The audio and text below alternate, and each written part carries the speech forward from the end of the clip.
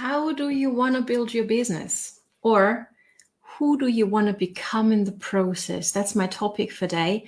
And it's something that I really dug in deeper over the past weekend at the Digital Network Alive conference that I was able to attend.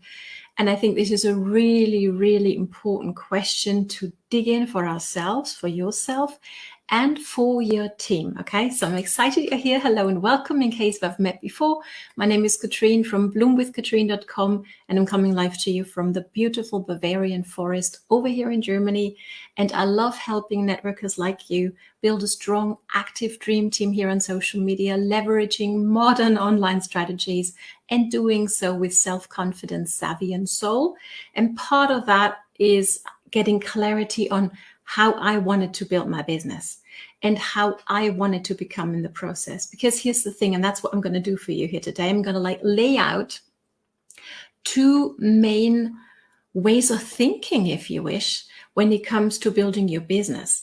And here's the thing, you can only choose who you want to become in the process when you're aware that there's actually two ways of building your business. And I'm not really talking tactical today.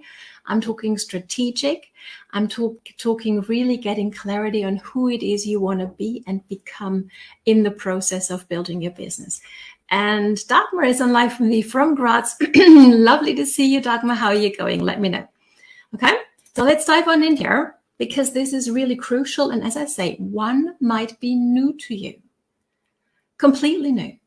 And all I want to do today is help you understand where you are at right now when it comes to how you're building your business, and invite you to actually have a check-in with yourself. Is that who you want to be or become? Is that what makes you comfortable when it comes to leading yourself down that road and your team? Okay, this is really crucial. So here's the thing. There is an old school of doing what it is that we do, building our teams, building our network. And there is a new school. And I just want to compare and contrast, if you wish. So you have the possibility to have an informed choice or decision as to what it is that you want to do. Okay, so here's the old school prospecting way of thinking, I should rather say, right? That's the old school digital networker. Yes, we're all online now, right? Because we were forced online to social media. Let me know whether you like having to build your business on social at this point. If so, choose the heart. And if you feel like, well, I really need to get into that groove still, choose the blue emoji reaction down below. Okay, we're curious to see where you're at. So what happened when we had to transition online is that, old school networkers just took their old habits, their old behaviors into the online space, okay? But the one crucial thing has not changed, and that can become a problem, and I'm going to get deeper into that in a second. So here's the posture, the place we come from, or people come from when they are inside that old school prospecting world, okay? That's you're told and believe that everyone is your prospect. Let me know whether you've heard that one before. Now, I'm not saying that not everybody could benefit from what it is that you have to offer. Everybody could, I'm sure. But here's the thing. Have you ever let's make an example so it gets really clear for us all. So let's imagine you have a weight loss product, or weight management product, okay? And you're talking to people who could use these products. They could benefit from them. But here's the thing. How does it make you feel when you talk to other people, especially in that, delicate topic of weight, right? Where say, hey, you really need my product. Don't you want to lose some weight? Right? And here's the thing. I don't know about you, but I have quite a few people in my life who could definitely use some weight management, but they will tell you if you do find a way to talk with them so it actually gets into a conversation, not just rejection and, shutting them shutting off when you come to them with your amazing thing that you have. Here's what happens. They'll tell you, hey, I've just got heavy bones, right? So they might have a problem, but they're not aware of the problem, and they certainly don't want to do anything about it. Let me know whether you've had a similar experience before and how it made you feel. Okay, so that happens when we're told everyone is our prospect. Okay, next up is we're told to talk with everybody in our life, looking for a way to bring up what we have to offer, whether that's the product or the opportunity, it doesn't matter. Okay? So we're actually having a hidden agenda as soon as we talk to the people in our life, and we're told to make a list of our family and friends, right? And that's what happens now. And that's why it can be such a painful experience, because not everybody in our family and friends are, to stay in the example from before, they're not looking to lose weight. So what happens when I all of a sudden become a person who's only looking to strike up a conversation where I can pitch people my product or my opportunity? These people might actually, like, Katrin's become what's going on with her? I don't like her anymore, right? That's not what we want to be. That's not who I want to be. Let me know whether you want to be that. I'd be curious to know. But if you're listening to me, I have a feeling we're on the same page here, right? Okay. At the end of the day, building a business that way, and this might ruffle some feathers, okay? But it comes from a place of love. We're actually being selfish. We're seeking to get people to buy from us or to join our team. That's our main focus. And that's a problem, and I'm going to get into that in a second, okay? Thing is, we are then no longer perceived by our family and friends as a person of value, but as a salesperson. And there's nothing wrong with salespeople. I have a few friends who are amazing salespeople, okay? That's not what I mean. But here's the thing. When we think that way, we actually start believing that the only way we can help others is by having them as a customer or as a team member, which isn't true, but that's how we start thinking, because we're being told to do that, right? All of a sudden, and here's how you can catch yourself if you're maybe in that mindset a little bit. It's you feel, or you actually hear yourself saying what you may have heard 1,000 times before, which is maybe something along these lines. Your company, your compensation plan, your products are the very best of the world, and nothing else is good anymore, all of a sudden. Okay? That's a very clear sign that that's the mindset that you're in at that point. Okay? And that is the problematic, because you think that that is the reason your products, your company, your compensation plan, and the fact that it's unique and the very best of the world, that's the reason people will join or buy from you. And that's not true. And I'm going to get into what it is that makes people buy and join in a second. Okay? So again, right? That's old school prospecting, old school network marketing, just turned online. And here's why it contributes to most of us failing and quitting way too soon, for most, by the way. Okay? And there's actually somebody else on live with me. Hey, Tammy from sunny Australia. Lovely to see you. What's the time? Aren't you supposed to be in bed already? Good to see you. How you going? Let me know. Okay, so here's how come this way of building the business actually leads to failure for many people. Okay, we are focused on getting rich. I mean, I love money and I want to make money, and I am making money, right? I am building my team. I'm in the trenches with you. There's nothing wrong with that. But if that's our focus, if that's what we care about truly in our heart of hearts, it'll come through. And that's not something that's innate to us humans. It's part of our nature to help others, actually. So then we're focused on trying to get people to join them or buy our product, join us or buy our products, right? That's our focus. Again, I mentioned that a bit. And these people actually then want to be told how to get people to join or buy products, okay? We're not looking to find the solution ourselves, but we're like, tell me what to do and I'll do it just to get somebody, okay? We actually do things we do not want to do. Let me know. I will put both my hands up, whether you have done things in the past, and this can change with this video, okay? So don't feel bad, like, oh my gosh. There's no shame in doing what you're being told to do when you do not know better, okay? Which is why I'm making this video, and I hope I can inspire you to embrace a different way of being, a different way of doing business, and a different person you can be or become in the process, okay? So we do things we don't want to do because we're told we need to do them so we can get people.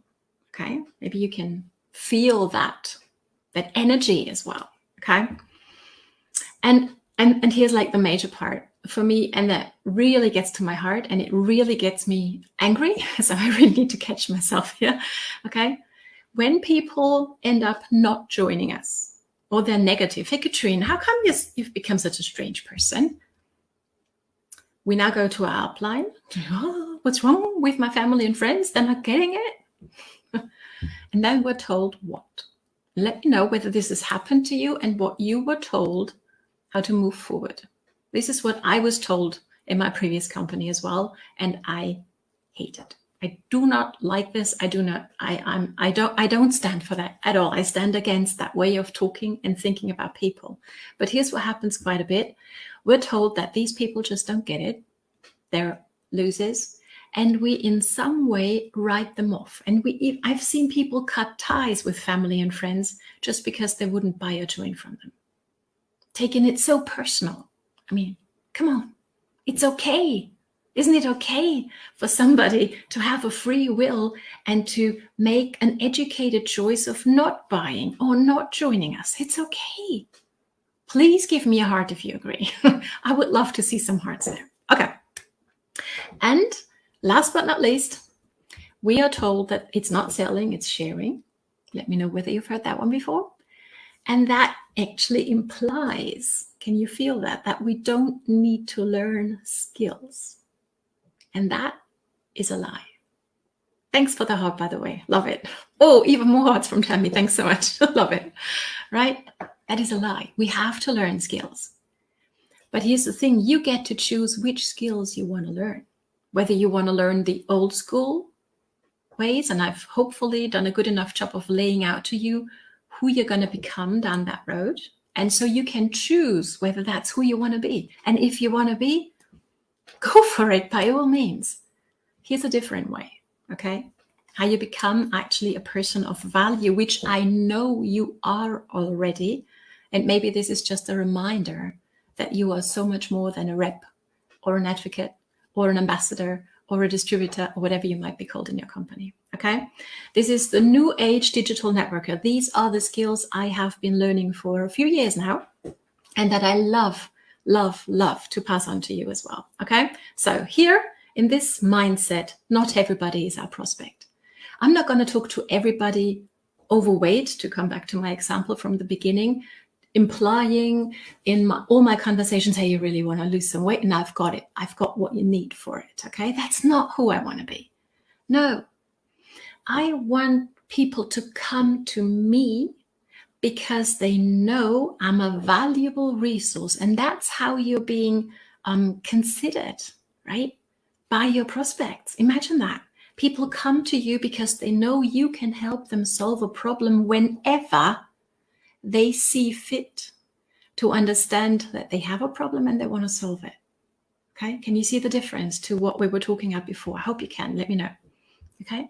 So we're not going to chase people. We're not going to make people feel strange, whether that's our family and friends, right?